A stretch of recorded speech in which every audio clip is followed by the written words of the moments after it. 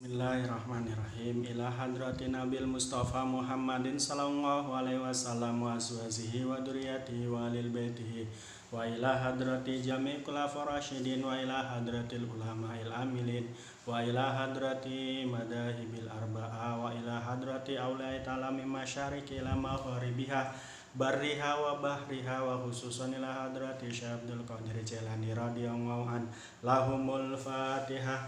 A'udzu billahi minasyaitonir rajim. Bismillahirrahmanirrahim. Alhamdulillahirabbil alamin arrahmanir rahim maliki yaumiddin.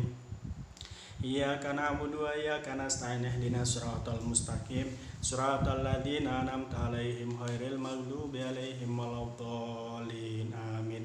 Wa ila hadrati jami madahibil arba'a wa ila hadrati jami musannifin wa ila hadrati jami madahibil arba'ah khususan ila hadrati Imam Maliki, Imam Hanafi, Imam Syafi'i, Imam Hambali wa ila hadrati Imam Asy'ari, Imam Al-Maturidi, Imam Ghazali, Syekh Zunat Al-Baghdadi wa ila hadrati jami masasisi tambak beras wa ila hadrati masasisi tebuireng wa ila hadrati masasisi denanyar wa ila hadrati masasisi Miftahul Falah wa ila hadrati masasisi Al-Mimbar wa ila hadrati Jami Ustadi wa Satidati wa khususan ila hadrati Syekh Muhammad Jamaluddin Ahmad Bukhari Jamal Qadir Jamaluddin Ahmad ke Mustaqim ke Salahuddin ke Jalil wa ila hadrati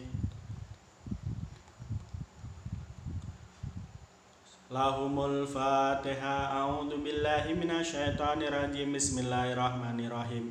Alhamdulillahirabbil alamin arrahmanir rahim maliki yaumiddin. Iyyaka na'budu wa iyyaka nasta'in ihdinas siratal mustaqim siratal ladzina an'amta 'alaihim ghairil maghdubi 'alaihim waladdallin. Amin. Wa ila hadrati abi wa ummi wa jaddi wa jaddati wa ila hadrati wa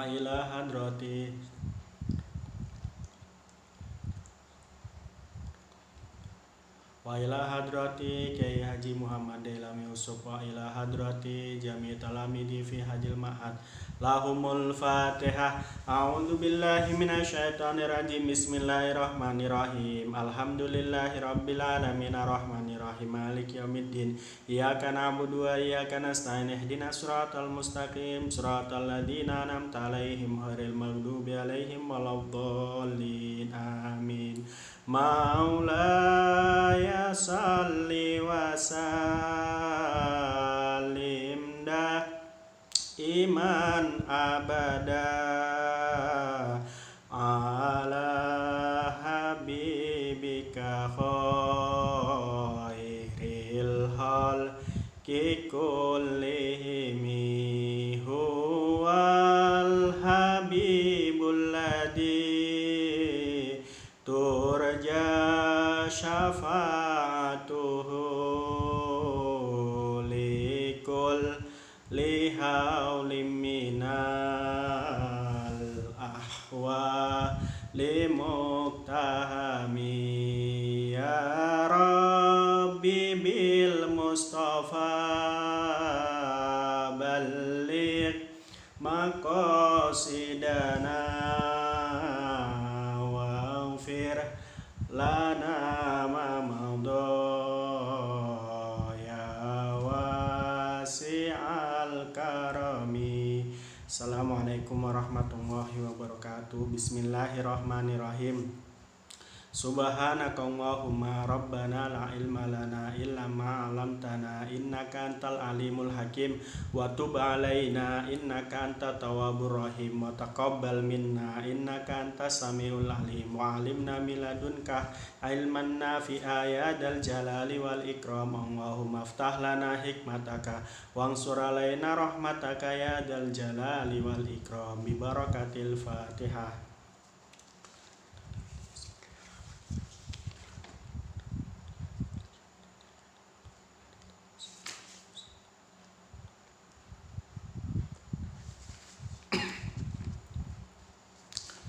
Bismillahirrahmanirrahim. Kita meneruskan kajian tentang wasiat Nabi kepada Sayyidina Ali. dalam kitab Wasoyatul Mustafa, yang dalam hal ini materi yang akan kita bahas adalah tentang satu kejujuran dan pertemanan juga taubat. Yang kita nanti akan bahas dulu adalah fasal dalam kejujuran dan berteman. Bismillahirrahmanirrahim. Qala mu'alif rahimakumullah wa nafa'na bihi wa bi ulumihi wa amadana bi asrarihi wa bi barakatihi amin ya rabbal alamin. Bismillahirrahmanirrahim. Faslun ay hada faslun utawi iki ku fasal siji fi sidiki ing dalam jujur wa shadaqati lan berteman. Qala dawu sapa Nabi Muhammad sallallahu alaihi wasallam, ya Ali, wahai Sayyidina Ali, usduk jujur sapa sira, wa endoro kalan lamun bahayani ing sira apa jujur apa sidik, fil ajili ing dalam waktu kang saat itu, waktu kang cepet, fa inna mongko sak temene jujur atau sidik iku yang fauka manfaati apa sidik fil ajili ing dalam waktu kang arep teko, wala takdib lan aja goro sapa sira, wa inna fa'aka lan senajan manfaati apa kadib ka ing sira fil ajili ing dalam waktu ing dalam waktu saiki, fa innahu mongko sak temane kadib iku yaduruka bahayani apa kadib ka ing sira fil ajil ing dalam waktu kang arep teko atau besoknya. Pesan pertama Nabi, kata Nabi kepada Sayyidina Ali, usduk wa indoraka fil ajil fa innahu yang fa'uka fil ajil. Usduk wa indoraka fi ajil fa innahu yang fa'uka fi ajil, wala taktibu wa inna fa'aka fil ajil fa innahu yaduruka fil ajil. Wahai Sayyidina Ali, berlakulah kamu jujur, karena perlakuan jujur itu bisa memberi manfaat kepadamu pada hari ke depan, pada hari-hari esok, meski jujur itu membahayakan dirimu pada hari sekarang. Jadi pesan Nabi, wahai Sayyidina Ali, jujurlah kamu, ya, meski jujur itu membahayakan dirimu pada waktu sekarang, tapi dia memberi manfaat di waktu yang akan datang. Itu jujur. Dan pesan Nabi selanjutnya, wala takdib wa inna faka fil ajil fa innahu yaduruka fil ajil. Wahai Sayyidina Ali, kamu jangan pernah bohong, meski bohong itu memberi kemanfaatan padamu pada saat itu, pada saat ini, tapi dia akan memberi satu madorot pada masa yang akan datang. Jadi ada konsekuensi dari sikap jujur dan sikap bohong. Sikap jujur, ia meski dilakukan, pada saat dilakukan ia atau seseorang yang melakukannya itu merasa nggak enak, merasa nggak nikmat, tapi di kelak hari dia akan merasakan kenikmatan. Kenapa begitu? Karena orang yang jujur itu memang pada saat dia jujur, dia nggak merasakan, nggak mendapatkan sesuatu manfaat. Besok hari baru mendapatkan satu manfaat. Ada seseorang pekerja, ya. Pekerja ini sangat terampil gitu. Sudah terampil, rajin pula. Dan ketika di waktu-waktu bekerjanya dia tidak pernah bolos, tidak pernah tidak kerja. Atau ketika di waktu kerjanya dia tidak pernah menggunakan waktu kerjanya untuk main-main. Nah, ini bentuk dari sikap jujur. Jadi dia jujur melakukan apa yang dia lakukan. Nah, ketika saat semacam itu, ya meski bekerja dengan kontinunya, tidak leren-leren, meski ada waktu leren, dia tetap kerja. Ini adalah bentuk daripada kejujuran atau memegang amanah. Nah, begitu. Nah, orang semacam ini bagaimana? Cepat ini akan menaik tingkatannya, akan cepat naik derajatnya, akan cepat naik pangkatnya. Tapi sebaliknya ada orang yang di depan orang saja jujur, ya kan, di baliknya tidak jujur dalam bekerja. Ini nanti paling cepat untuk dipecat. Nah, begitu. Jadi jujur itu dalam waktu dekat kita tidak merasakan kenikmatan, tapi dalam waktu yang akan datang kita merasakan kenikmatan. Nah, sebaliknya kalau seandainya bohong adalah ketika kita pada saat itu mendapat kenikmatan, tapi di masa yang akan datang tidak mendapat kenikmatan. Ya Ali wahai Sayyidina,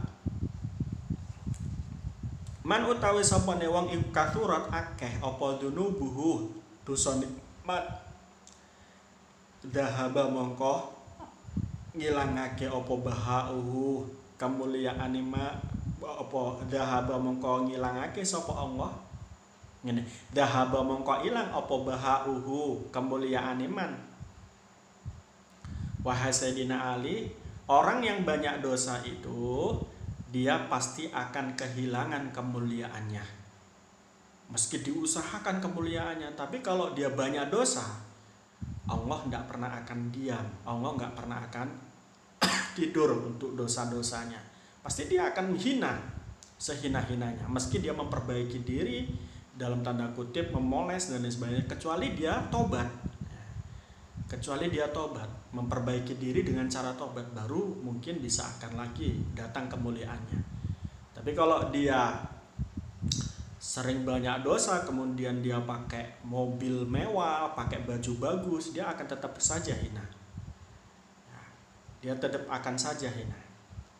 Nah, kita lihat beberapa kiai kita nggak punya mobil bagus, nggak punya Lamborghini, nggak punya Rubicon, nggak punya mobil Jimny, tapi dengan keadaan biasa-biasa saja kita memuliakannya. Ini karena memang mereka, para kiai kita, sedikit dosanya dibanding kita lihat para anggota DPR yang notabene banyak sekali yang tidak bekerja dalam tupoksinya. Ini maka mereka seolah-olah hanya mulia berjas saja, tapi sesungguhnya tidak mulia menurut pandangan kita. Ya Ali wahai Sayyidina Ali, jadi mangkathurat dunubuhu dahaba bahauhu. Barang siapa yang banyak dosanya, maka hilang kewibawaannya atau kemuliaannya.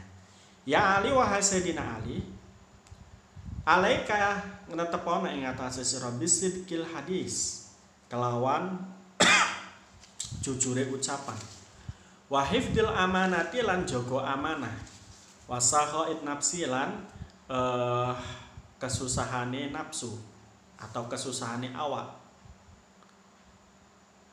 atau kerelaane awak, wa ifatil batni lan jaga weteng. Wahai Sayyidina Ali, kata Nabi, jagalah lisanmu. Ya, wahai Sayyidina Ali, alaika bisidqil hadis.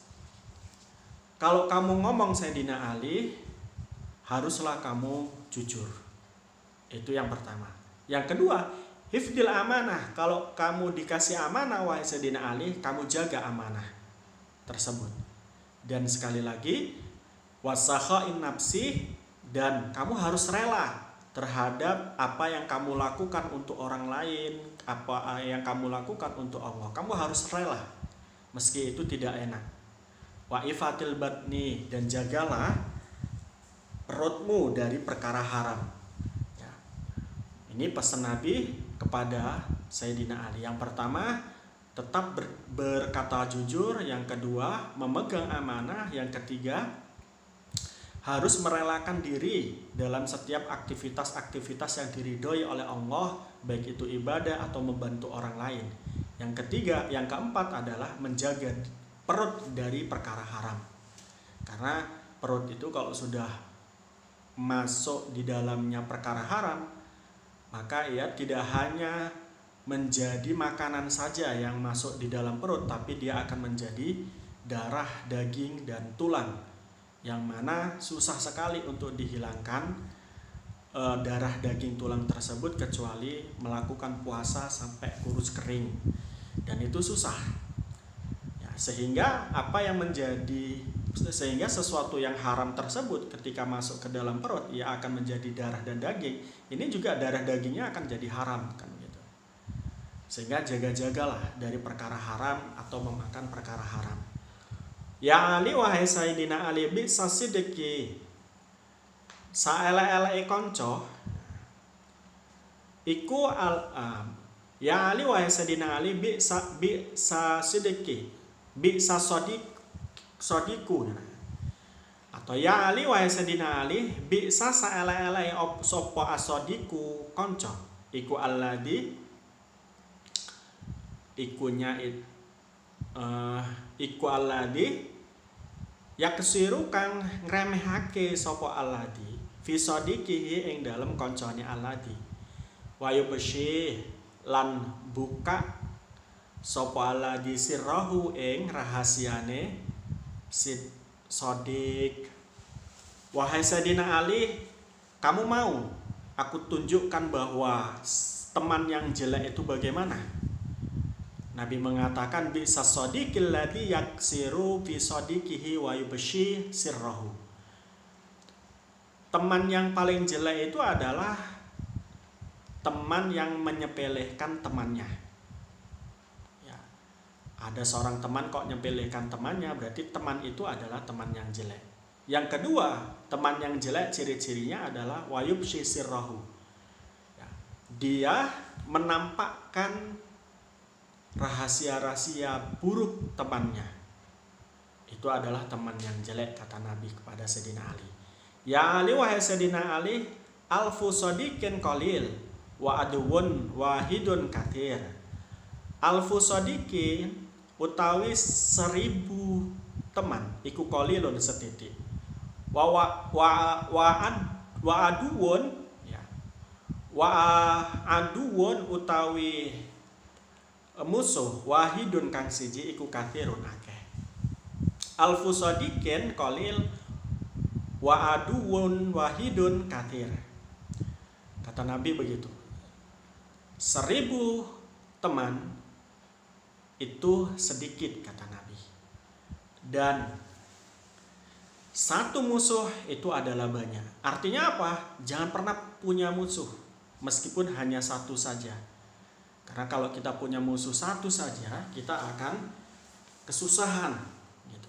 Kita akan kesusahan karena musuh itu sifatnya adalah menyusahkan kita.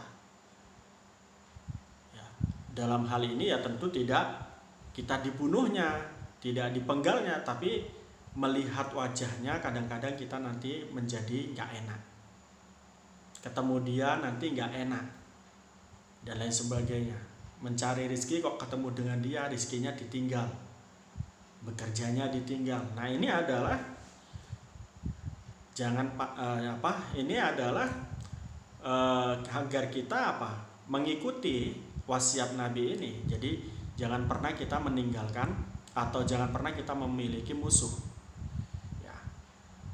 Mau jamaah kok ada musuh kita, kemudian takut kita atau malu kita bertemu dengannya atau malas kita bertemu dengannya, akhirnya nggak mau jamaah. Ini kan akan menyebabkan kita susah.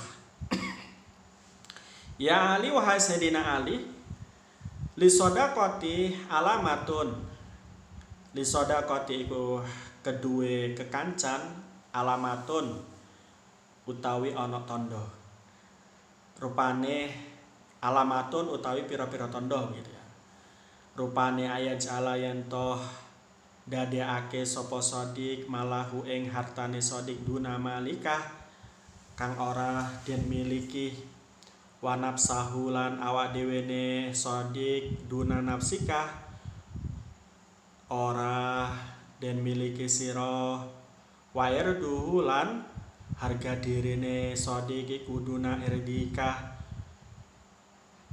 dadi harga dirine sira dudu hargane diri sira. Kata Nabi, wahai Sayyidina Ali, dalam berteman itu ada 3 tanda. Jadi kalau Anda berteman harus mempunyai 3 tanda ini. 1, ayaj'ala malahuduna malika. Ya, dijadikannya dalam pertemanan itu, dijadikannya hartanya sebagai hartamu. Ini tentunya tidak menganut sosialis ya, ekonomi sosialis atau komunis. Nah, yang dimaksud dengan menjadikan hartanya menjadi hartamu itu adalah kalau dia punya, dia akan memberi kamu, kalau kamu tak punya. Itu begitu. Tidak dipaksakan sebagaimana komunis itu. Wa nafsuhu duna nafsika, dan dia juga akan menjaga dirinya sebagaimana dia akan menjaga dirimu, atau dia akan menjaga dirimu sebagaimana dia akan menjaga dirinya. Itu pertemanan.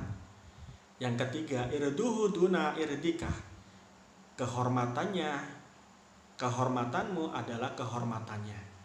Jadi dia akan menjaga kehormatanmu karena dianggap bahwa kehormatanmu adalah kehormatan temanmu. Ini ciri-ciri kawan atau ciri-ciri berteman. 1, hartanya menjadi hartamu. Ya, ini tadi saya sudah jelaskan. Yang kedua, dirinya adalah dirimu. Yang ketiga, kehormatannya adalah kehormatanmu. Itu pertemanan sejati menurut Nabi Muhammad. Faslun aihada faslun utawi iki fasal siji. Fasal ini akan menjelaskan tentang tobat. Fi taubati ing dalam tobat. Qala dawuh sapa Rasulullah sallallahu alaihi wasallam. Ya Ali, wahai Sayyidina Ali. La taubata li taib. La taubata ora ana tobat iku maujud li taibi kedua wong kang tobat hatta sila sehingga bersihake sapa taib batnahu ing wetenge taib minal harami saking perkara haram bitibi kasbihi kelawan baguse kerjone taib. Wahai Sayyidina Ali, kata Nabi, tidaklah orang itu dikatakan bertobat. Tidaklah orang itu dikatakan bertobat sehingga dia membersihkan perutnya dari perkara haram dan menggantinya dengan pekerjaan-pekerjaan yang baik. Nah, ini. Jadi identik sekali kalau perkara haram itu sudah masuk ke perut, maka menyusahkan untuk ditobati. Susah untuk ditobati. Karena apa? Dia akan menjadi daging, menjadi darah, menjadi tulang. Ya. Sehingga susah untuk ditobati. Maka untuk menobati perkara haram itu adalah perkara yang susah. Gitu. Yang paling susah adalah menobati perkara haram. Gitu. Karena dia harus mengosongkan perut dari perkara haram. Seorang wali, dia diangkat menjadi wali yang dulunya itu adalah perampok. Ya, dulunya merampok ini, merampok itu, di tengah jalan ada saudagar, dirampoknya, kemudian diambil, kemudian dibuatnya untuk foya-foya, main judi dan lain sebagainya, termasuk juga dimakan. Nah, pada satu saat, satu titik dia bertobat. Bertobat. Nah, ketika pada saat bertobat, dia berpuasa sebegitu panjangnya, sebegitu lamanya, sehingga badannya kurus kering. Ketika badannya kurus kering, pada saat itulah Allah mengangkatnya menjadi seorang wali. Karena dia melakukan taubatan nasuha, dihilangkan semua apa yang ada di dalam perutnya, di dalam daging dan darahnya dari perkara haram itu. Ya Ali, wahai Sayyidina Ali, idalam yakun alim takiyan dolat mau'idatuhu. Ini menakutkan sekali ini. Mudah-mudahan saya dan ulama-ulama yang lain, khususnya ulama-ulama NU, mudah-mudahan beliau semua dan kita semua itu adalah termasuk orang yang memiliki ilmu yang takwa kepada Allah. Nah, di sini dipesankan oleh Nabi, ya Ali ing dalam yakun, ing dalam nalikane ora ana. Sopal alim wong kang alim iku takian wong kang takwa. Dolat mongko metengake apa mau idatuhu, mau idone alim. Ala kulubin nasi ing atase ala kulubin nasi ing atase pira-pira atine menungso. Kama kaya perkara ya dilu kang metengake opal qatru hujan atau rintik hujan ala bidil naami ing atase endoke manuk unta wasofalan batu licin. Wahasadina Ali, seorang ulama atau seorang yang mengetahui ilmu, kok dia tidak takwa kepada Allah, maka mauidahnya akan membuat gelap hati orang yang mendengarkan mauidahnya. Jadi orang yang alim, seorang ulama yang memiliki ilmu, kok dia tidak takwa kepada Allah, maka mauidahnya akan menggelapkan hati pendengarnya. Sebagaimana yadilul qatru ala bidin naami, sebagaimana air hujan yang mengenai telur putih atau putih telur dari burung onta. Jadi kalau hujan atau air itu mengenai putih telur, maka dia akan memburamkan putih telur tersebut, gitu ya. Maka air hujan itu akan memburamkan putih telur tersebut. Putih telur itu kalau kita lihat, kita pecah begitu, kalau nggak terkontaminasi dengan apa-apa, dia pasti bening. Tapi ketika kita kasih air, dia akan menjadi butek. Begitu. Jadi perumpamaannya, orang yang memberikan mauidhah tapi tidak takwa, dia akan hanya mengotori hati pendengarnya. Ya, sebagaimana rintik hujan yang mengenai putih telur putih telur onta, yang ketika kena air hujan dia akan buram. Dan begitu juga air hujan yang mengenai batu yang licin, maka akan memelesetkan. Jadi mauidhah dari orang alim yang tidak takwa akan memelesetkan. Memelesetkan itu menjatuhkan orang, menyesatkan, mungkin begitu. Kepleset itu kan jatuh. Kalau jatuh itu nggak enak. Ya Ali, wahai Sayyidina Ali, dan mudah-mudahan ya kita kalau sebagai orang yang punya ilmu, mudah-mudahan kita menjadi orang yang takwa, yang dalam hal ucapan mauidhah kita tidak menyesatkan orang lain. Ya Ali, wahai Sayyidina Ali, idamado yang dalam nalikane liwat alal mukmin ing atase wong mukmin arbauna ing 40 apane sobahan subuhe walam yajlis lan ora lungguh sapa mukmin al ulama ing ulama kosa mongko dadi atos apa kalbuhu atine mukmin wajah sarolan wani sapa mukmin alal kabair ing atase dosa-dosa gedhe lianal ilma krana sak temene ilmu iku hayatul qalbi nguripake ati.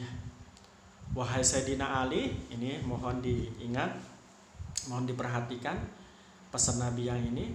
Wahai Sayyidina Ali, seorang mukmin yang melewati 40 subuh atau 40 hari tidak merewangi atau tidak bersama ulama, mendengarkan ceramah ulama, maka hatinya akan keras dan dia akan berani melakukan dosa besar. Hal ini karena ilmu itu adalah biasanya bisa menghidupkan hati. Ya. Jadi orang yang selama 40 hari, orang mukmin yang selama 40 hari dia tidak mendengarkan ceramah para ulama dan tidak pernah duduk dengan ulama, maka hatinya akan keras. Kalau hatinya keras, maka hidayah susah untuk masuk. Selain hatinya keras, dia akan berani melakukan dosa-dosa besar. Tapi kalau dia ikut mempelajari ceramah-ceramah para ulama, mendengarkan para ulama, mengambil hikmah ilmu dari ulama, maka dia akan mendapatkan keilmuan, dan ilmu yang ada di dalam hatinya akan menghidupkan hatinya. Al ilmu hayatul qalbi, karena ilmu itu bisa menghidupkan hati. Menghidupkan hati itu maksudnya hidup hatinya mengingat Allah, hidup hatinya untuk selalu dekat dengan Allah. Ya Ali wahai Sayyidina Ali, innallaha sak temani Allah iku la yastahi, ora isin sapa Allah min adabi ghaniyin, saking ngadab atau nyiksa wong kang sugih, wasarikin lan wong kang nyolong, wa alimin lan wong kang alim, fasikin kang fasik. Ya Allah, kita takut ini. Saya takut, betul takut ini. Wahai Sayyidina Ali, Allah itu tidak malu untuk mengadab seseorang yang kaya. Ya. Ghaniyin sarikin. Allah itu tidak malu mengadab orang yang kaya yang nyuri. Wes sugih kok nyolong. Wes sugih atau sudah kaya kok korupsi. Hati-hati. Hati-hati.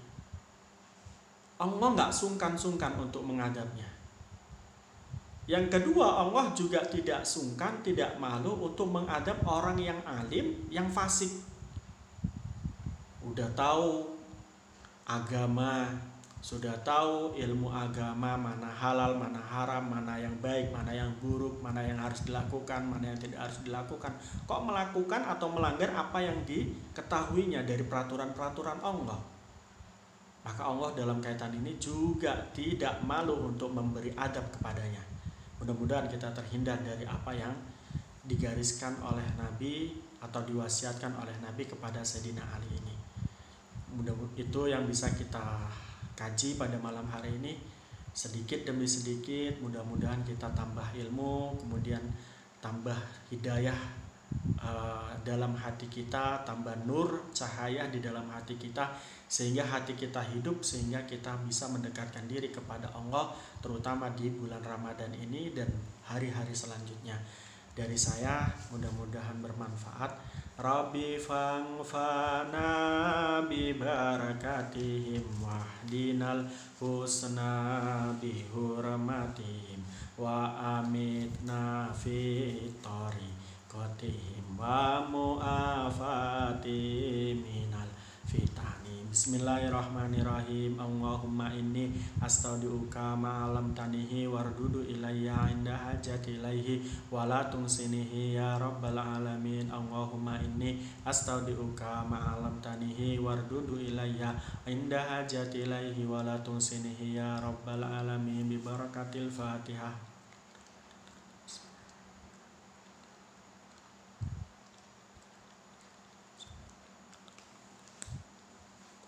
Mudah-mudahan bermanfaat. Sekali lagi mohon maaf yang sebesar-besarnya. Wabillahi taufiq wal hidayah. Wassalamualaikum warahmatullahi wabarakatuh.